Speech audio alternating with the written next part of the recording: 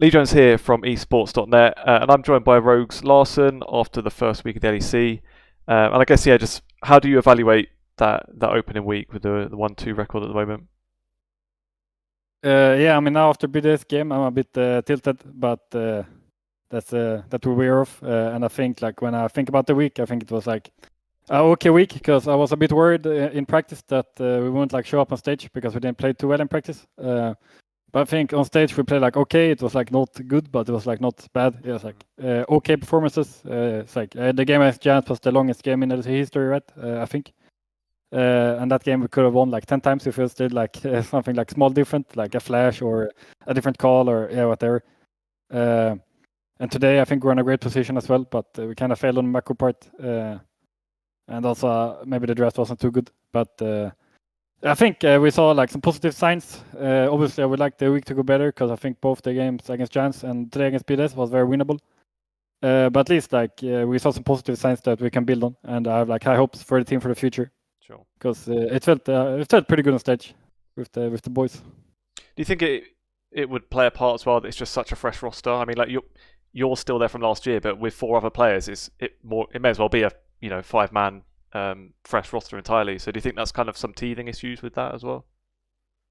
It's a completely fresh roster, right? So we definitely have a lot of synergy to build on.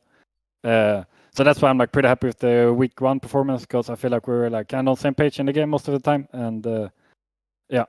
Sure. Well, where did that Cassiopeia pick come from? Because I had a look, and it's 5.5 years since the last time you played it on stage. So what was the thoughts there? Yeah, I don't think I screamed the fit for 5.5 years either. I remember I played it in summer, I think 2019, the first split I joined. And since then, I think we lost, and since then I don't think I've ever played it, not even in scrims, to be honest. But I don't know, it feels pretty strong in the patch, but we never tried it in scrims. But I don't know, it just looked pretty good in the draft, so we just went for it. Fair enough.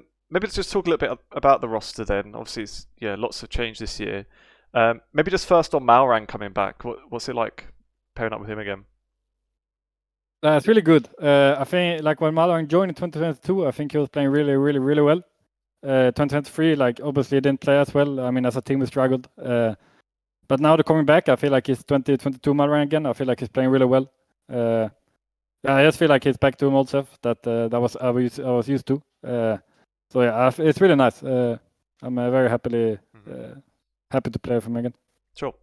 And then what's it like with playing with Adam in the top lane? He's obviously quite notorious for having quite a unique play style. So do you feel there's adjustment needed from your part to match that, or how is that going to work out, do you think? I don't think there's too much adjustment. It's more just getting on the same point in the macro. Adam is, people think he's a psychopath. He's a bit of a psychopath, but he's a guy that loves macro. So I feel the macro part of Adam is stronger than the psychopath part of Adam. In BDS, they were a very slow team, Rogue of the past, 2020 Rogue, whatever. They were a slow team that played very good macro, and that's how they were a strong team. And that's kind of what Adam is bringing to the team, that knowledge. So it's really nice because he has a lot of macro ideas, and it's just nice to learn. Sure. I wanted to ask what it kind of looked like from your perspective during the off-season process, because from the outside, Rogue's off-season sort of looked like basically not do too much, wait for everyone else to be finished, and pick up the pieces. So. Yeah, just what was it like for you watching things kind of unfold elsewhere and not seeing too much happen until basically the last minute? It was a bit of a weird off-season, yeah. People know, right, that we were very late in the off-season. There's not too many players left, but I'm still really happy with the roster we got, right, even though it was a bit worried at some points in the off-season. Mm-hmm.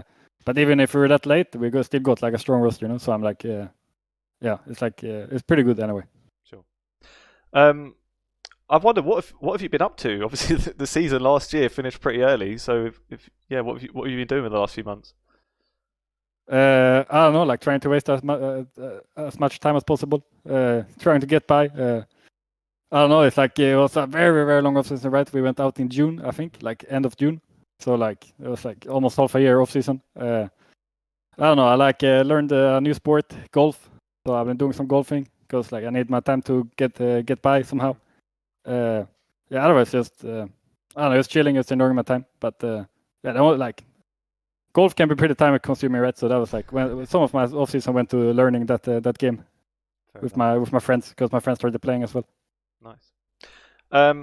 Just maybe kind of a bit more broadly then on the LEC itself this year. So there was, I think, a running theme through last year, a narrative that the general quality of the league dipped quite a lot last year. What do you think about it this year in comparison to that? Do you think teams are looking better this year? Do you think things are going to improve in general, or do you even agree that that was a valid point before? Yeah, I mean, LEC was like pretty bad last year, like very bad. I mean, as we could see, like at Worlds as well. So I don't think it can get worse than last year. I think there is like some very promising teams, like KC, for example. And I think the league will be very even. I feel like there's no standout team, to be honest. Like maybe KC is like honestly the standout team right now, and they like can improve a lot, right? But I'm pretty hopeful for EU. Like I feel like it's stronger, like in scrims as well. Like I remember last year I was saying like, oh my god, everyone's so bad, and we were still struggling, right?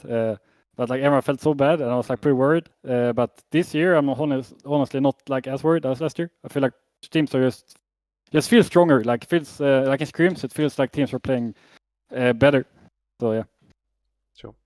Another of the kind of big narratives this year, especially, is our first NA to EU import, Jojo Pion, coming in the mid lane. What are your thoughts on him? Are you looking forward to facing him?